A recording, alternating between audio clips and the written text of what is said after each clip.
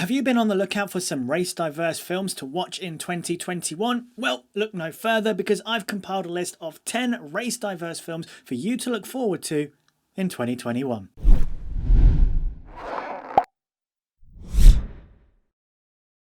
Welcome to Hakuna MaChatter, your place for everything positive in diversity and representation in film and TV. My name is Elliot. If you're new to the channel, please consider subscribing and turning on the bell notification. The first film for you to look out for in this list is the hotly anticipated Malcolm and Marie, starring Zendaya and John David Washington. Now, at this point, there are so many people that have reviewed this film already, that got those early access screeners, that there's probably not much more I can say about it to get you interested and excited about this film, but y'all should be interested and excited about this film. I personally haven't seen it yet, but I've seen enough to know that I want to watch it. I mean, firstly, Zendaya. Secondly, John David Washington. And thirdly, it's written and directed by Sam Levinson, who is the creator of Euphoria, the HBO show where him and Zendaya have already worked together. So that's a partnership I'm really excited to see again on this screen. Now, I've read a few reviews on the film already, and so I'm really curious about its introspective nature. From what I've read so far, it seems like it's a very self-congratulatory film. It's very self-aware. It's kind of meta, a bit of sociopolitics in there. And I think, hey, that's a lot of fun. I want to see that. Film number 2 for you to look forward to is Sound of Metal. Again, a film that a lot of people have already seen and reviewed online and on YouTube, but it's Riz Ahmed, y'all. How are we not supposed to be excited about Riz Ahmed in just about anything these days? The guy is really starting to take Hollywood fully by storm. Not only that, but it's Riz Ahmed and music. If you've not listened to Riz Ahmed's latest album, The Long Goodbye, get onto Spotify and listen to that because it's awesome. But what I'm most excited about this film is the fact that Riz is playing a character where his race, as far as I'm aware, is not an important story beat. Maybe it is later, maybe it is at some point in the story, but certainly from what I saw in the trailer, him being South Asian, it's not like, boom, you are South Asian and therefore this story is based on that. And it's something that Riz Ahmed looks out for, and actually something that he's commented on and is called The Promised Land, i.e. he is playing a character who is just some bloke named Dave who goes to the corner shop and buys a pint of milk.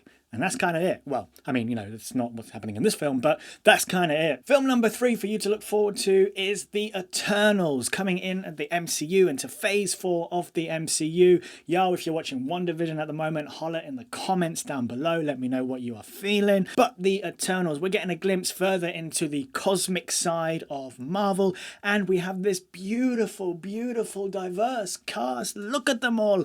They look so pretty. And it's a branch of Marvel, for people who probably haven't read the comics, that it's going to be completely new for us all together. I had never heard of the Eternals ahead of the MCU announcing they were going to make that film. So I'm hella excited about that, to be learning something completely new, as well as celebrating a wonderful, diverse cast. And actually, I'm really looking forward to seeing Lauren Ridloff in there. For anyone that's watched The Walking Dead, y'all will know what I mean. She is amazing in there playing Connie. She's actually in The Sound of Metal as well, with Riz Ahmed. So 2 lots of Lauren Ridloff coming this year, and The Walking Dead returns this year, so 3 lots of Lauren Ridloff.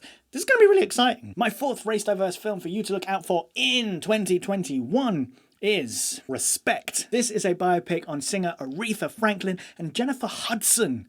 Jennifer Hudson is playing Aretha Franklin. Yo, if that doesn't get you excited alone for this film, I don't know what does, especially with the trend of music biopics at the moment. Now, I'm yet to see Bohemian Rhapsody and Rocket Man. Let me just put that in there right there so you understand kind of where I'm coming from. But to see that trend now continue over to Aretha Franklin kind of gets me really excited. And what gets me more excited is that the film is directed by Liesl Tommy and written by Tracy Scott Wilson, both black women as well. So you kind of know, you kind of have that foresight already that there's going to be a level of authenticity for the female black experience that is going to be injected into that film that otherwise may not have been there. So when you add that together with Jennifer Hudson playing Aretha Franklin, we got to look out for this film. Also, Forrest Whitaker's in there as well. Like, what is not to love going into this right now? Film number 5 is Candyman. Now, Candyman was pushed back from 2020, coming into 2021 now, but I think there are a lot of people excited about this, especially a lot of people who watched the original Candyman film as well, and horror fans just in general. Also because, like, it's being produced by Jordan Peele, and after what he did with Get Out and Us,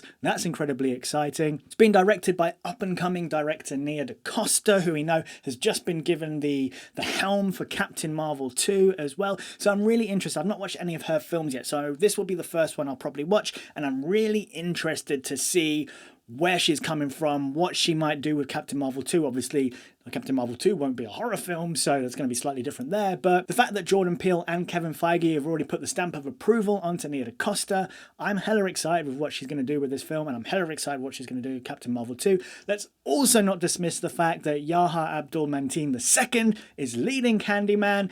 This guy, for me, is kind of like Riz Ahmed in that he's really just starting to really push and break and open up Hollywood and make it his own. So really excited to see what he does in this film as well. Film number 6 is Lin-Manuel Miranda's In the Heights. Okay, like, come on. Lin-Manuel Miranda, if y'all have seen Hamilton either on stage or on Disney Plus, or you've just listened to the soundtrack, you already know that Lin-Manuel Miranda, In the Heights, I mean, look, In the Heights came before Hamilton anyway as a musical on the stage, so people that have watched that or have seen that or know of that, I can only imagine the excitement you're going through that we're now getting a film version of it as well, particularly when we're going to see Anthony Ramos back. Obviously he was John Lawrence in Hamilton, we've got Jimmy Smits in there, Stephanie Beatrice, like everything about this right now is kind of like just like amazing. I watched the trailer in preparation for this video and I was like, bro, like, why was I not already excited for this film? Why was I not quite there yet? And I watched the trailer and I'm like, yeah, no, I'm there now. We're good. Let's go. The next film is Judas and the Black Messiah. Now, akin to Malcolm and Marie and Sound of Metal, a lot of people have already seen this film and begun to get their first impressions out there. Of course, it's also going to be airing at Sundance as well, so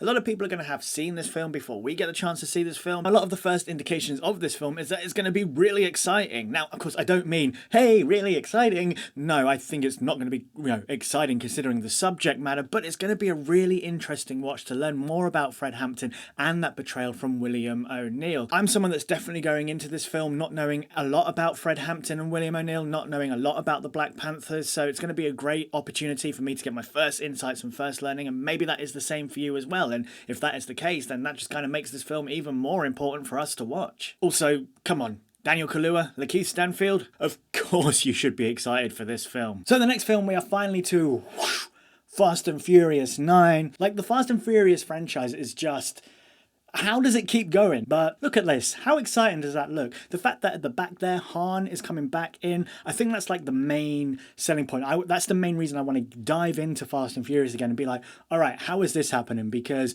that guy blew up. That guy went boof. Right? There's no way he's just like coming back in and it's some easy trip, easy ride. Pun intended, pun not intended. Is it even a pun? I'm usually good with puns. What's going on? But it's Fast and Furious. And if we're talking race diverse films, nothing is more race diverse than Fast and Furious. So, add that one to your watch list. Next up is Shang-Chi, the first East Asian superhero coming to the MCU. Woo! No, I'm really excited about this one. Also because I think it's lined up to be a martial arts film. So a martial arts film within the MCU, that kind of gets me really excited. My dad grew me up on watching Jackie Chan film. Wheels on Meals is the one I always remember. I think that was my favourite. Also, we have Destin Daniel Cretton directing this film, and he directed one of my favourite films of 2019, 2020. That was Just Mercy with Michael B. Jordan. That film I thought was amazing, so it's really nice to see him come over to the MCU and take leadership on this film as well. Also, it's going to be something completely just different in the MCU, and I think that's what's really important about Phase 4, that we're just getting different things now. We know what we're used to, we know what we liked, we know that formula works for the MCU. Now I feel is the chance to really play around with that. Good going, Kevin Feige. Martial arts film, Destin Daniel Cretton behind the camera. I'm really freaking excited for Shang-Chi. The 10th film is Raya and the Last Dragon. If you saw the recent trailer drop, the official trailer has now dropped, and the excitement levels for this film have just flown absolutely through the roof. It's kind of coming across to me at the moment as a bit of a cross between The Legend of Korra and Kung Fu Panda, which if it is, and then completely does its own thing at the same time, which all indications are saying that it is its complete new entity and that me just comparing it to something else is just to give you a reference point, then this film is going to be insane. Also, the fact that Kelly Marie Tran is back, I can't wait to see her in something after J.J. Abrams shunned her. That's right, I said it, I meant it, you know it. But I am really excited to see Kelly Marie Tran as well as the rest of the cast. Have you seen this cast list? Let's take a quick look. So we've got Kelly Marie Tran, we've got Awkwafina, Gemma Chan, Sandra Oh, Daniel Day Kim, Benedict Wong, and Alan Tudyk, who's great. But But not only that, it's written by Adele Lim and Key Nugent, so we know that we've got East Asian representation in the writing, not just on screen as well. That means that you should be getting so much value from this film, not just on an entertainment level, but on an authenticity level as well. So those are 10 race diverse films for you to look forward to in 2021. Which are yours? Are they the same? Are they different? Are there some you hadn't heard of up until now? Let me know in the comment section down below. If you'd like to know my thoughts on Regina King's One Night in Miami, click right here. If you would like to see who I believe the next Marvel Big Six could be, click right there. And if you'd like to subscribe, turn on the bell notification. There she is, baby. Until next time, Hakuna MaChatter.